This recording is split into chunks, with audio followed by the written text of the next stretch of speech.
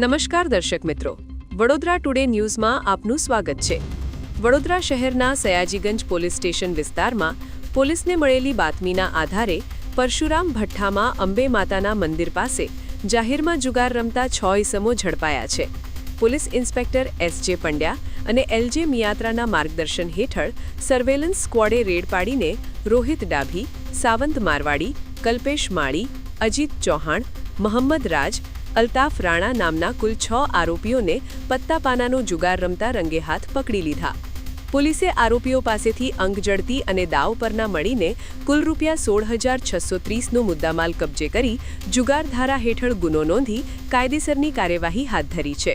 આ વર્ષ તમામ લેટેસ્ટ અપડેટ માટે જોતા રહો વડોદરા ટુડે ન્યૂઝ.